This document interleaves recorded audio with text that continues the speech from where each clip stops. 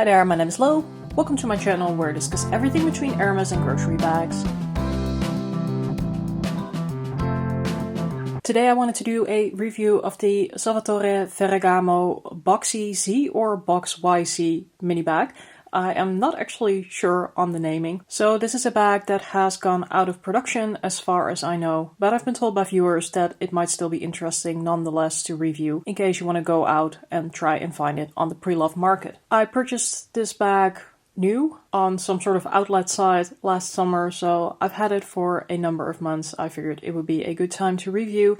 As usual, I'll give you a bit of an introduction around the bag, do a tour, talk about dimensions and weight, straps, what fits in the bag, go through pros and cons and my recommendation. So let's dive straight into it. As I already said, this is the mini size of the Boxyz bag. It also comes in a regular size and in a large size, but I do have to say that none of these bags are actually very large. I think the large size is about 26 centimeters in width. This bag is a combination of calfskin and exotics, so the black on this bag is all smooth calfskin. The tag that it came with doesn't really specify what type of exotic it is, just that it is reptile.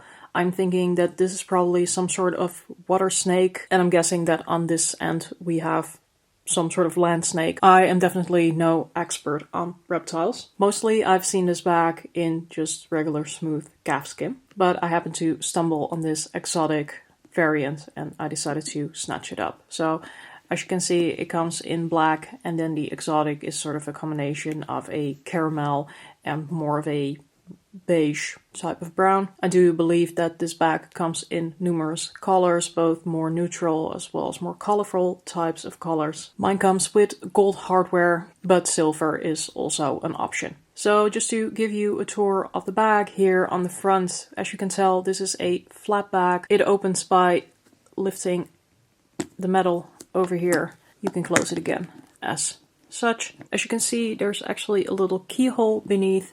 This bag does actually come with a key in a little holder, and I hadn't tried it, but I just did, and this bag does actually lock. I'm not really sure if you would want to lock your bag, but it is definitely a possibility. Otherwise, the key is a neat little accessory to hang off the bag instead of a bag charm. Also on the front over here, you have the mentioning of the brand Ferragamo. Then moving on to the side of the bag, it is a bag that tapers up a little bit towards the top, but what they have actually thought of is to make it more of an harmonic type of style, so you don't really have difficulty getting things in and out of the bag. Then when we go to the back, nothing much going on. Over there, the other side, also identical. Base of the bag, very pretty. It has feet, but it also has this additional little piece of leather to give it just a bit more strength. And as you were already able to tell, this is a top handle bag with a very structured top handle. On the sides we have these little rings to which you can attach the strap. It reminds me a little bit of the Hermes Kelly, I suppose, the way this is constructed. Overall, very, very nicely done. So moving on to the dimensions of this bag, the width here at the base is 18 centimeters or a little over 7 inches. The height is 16 centimeters or 6.3 inches. And the depth at the base here is 9 centimeters or about 3.5 inches. The weight of this bag is around 400 grams, which is a little under a pound. This bag comes with both a leather strap and a chain strap. Those respectively add about 50 to 100 grams to the weight of the bag. I think it is a pretty normal weight for a mini bag. Perhaps it's even a little bit lighter than I had expected, given that this bag is actually full leather lining, everything. So on the topic of the straps, as I already said, this bag comes with two straps. There's a leather strap and a chain strap. Let's begin with the chain strap. Both of these straps are detachable, as you can tell.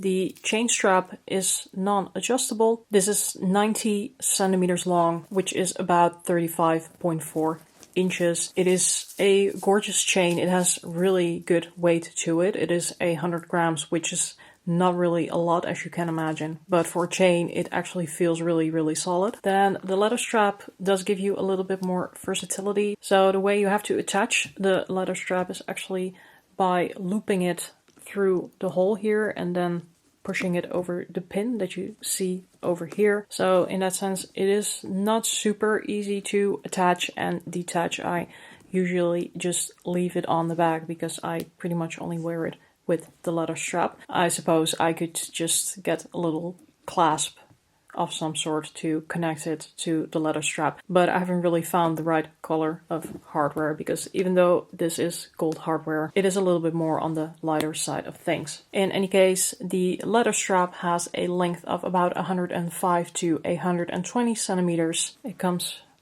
with a number of settings over here, which are a couple of centimeters apart, and those 105 to 120 centimeters equate to approximately 41.3 to 74.2 inches. I would say this is a strap length that most people should be able to get away with crossbody, though the shortest setting might be a little bit long still for people who are really petite. Interesting detail on the strap is also that it has these D-rings. I'm not really quite sure what these are for, but you could potentially hang something on your strap as well if you wanted to. Moving on to the interior of the bag, not all that much going on in here. It's just a single compartment, which I generally prefer in mini bags, and then it has two slit pockets here in the back, which are more of like card slots, I would say. Perhaps on the inside you can tell there's a little piece of metal, which is the Ferragamo logo, and it says on the inside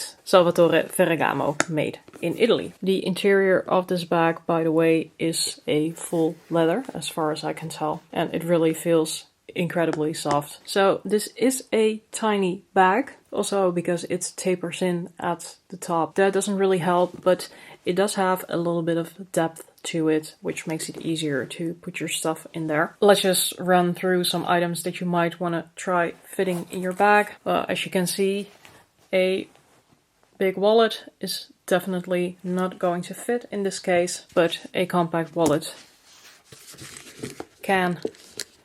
Because the bag is also fairly high, there's also some opportunity to have things standing up in your bag. A card holder will of course also be a good option. Sunglasses in a case.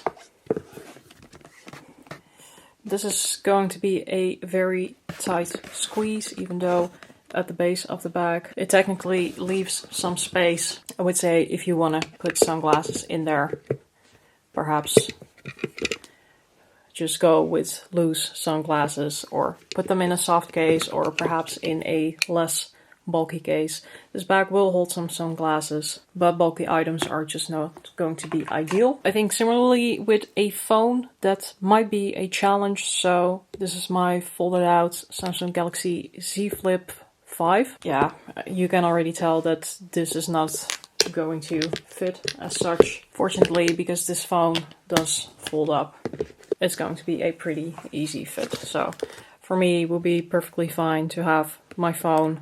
I usually make use of a card holder, but a compact wallet would be doable as well. And then I still have almost half of the bag left in terms of space for some small items like my keys, a lip balm, stuff like that. Let's discuss the pros and cons then of this bag. So honestly, from a practical perspective, there is not probably a whole lot of pros. I do have to say that this bag is really, really nicely crafted. I know there's a lot of people who are fans of Ferragamo, and when I look at a bag like this, it is really a piece of beautiful craftsmanship. I don't know a lot about exotics, but the calf skin that is used on this bag is just really beautiful and super soft. This bag, for me, holds all of my essentials, and in that sense it is a great size, but I can imagine it is a little bit on the small side for a lot of other people. Personally, I also think that even though this bag has been discontinued, it still feels very much like a quintessential Ferragamo type of style. They do more of these structured bags. You can also think of the iconic bag, for example, and just having the Gancini lock and this structured style does make it feel to me like this is sort of a timeless Ferragamo piece, even though apparently it is not because it's been discontinued. And another pro for me personally was with this bag that I'm able to try out exotics without having to spend the thousands of euros that exotic bags will quite often cost when you get them from luxury brands. But let's also be honest about the cons of this bag. So this bag is not super easy to open. That is because you have to lift this thingy and then lift up the flap, just because this is a very structured bag.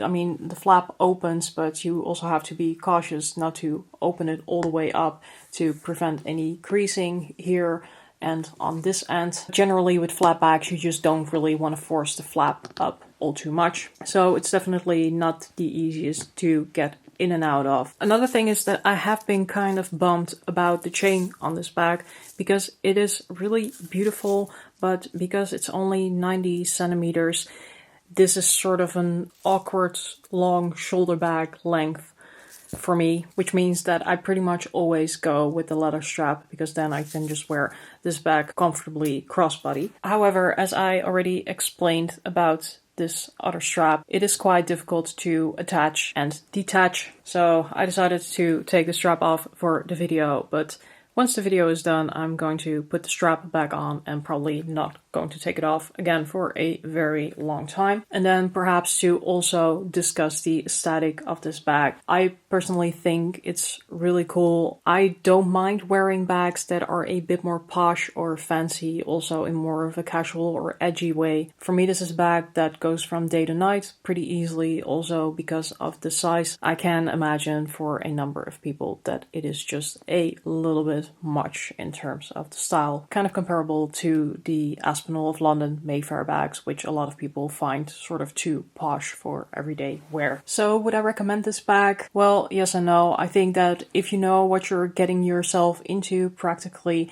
that the Ferragamo Boxyz is possibly a very good opportunity to get sort of a timeless Ferragamo style of bag, while hopefully paying a price that you do not have to pay on bags like the Iconic because they are still being produced. It is one of the most beautifully crafted bags that I have in my collection, and I know that a lot of people are fans of Ferragamo as well, just because of how good the craftsmanship is. So in that sense, I wouldn't really advise against, but just be aware of the practical aspects because getting in and out of it is quite fuzzy. The strap doesn't attach or detach easily, and perhaps also to note, because we have all of this smooth leather and in my case also the exotic going on, I do baby this bag just a bit to make sure that I can enjoy it for a very long time to come. These are my thoughts on the Ferragamo Boxyz bag in the mini size. Let me know down below in the comments, do you like this bag? Do you have this bag? Are you considering it? Do you perhaps have any other pieces from Ferragamo?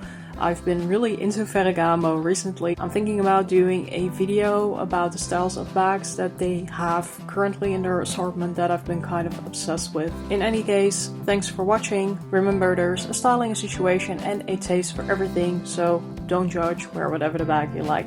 Until next time, or as we would say in Dutch, doei!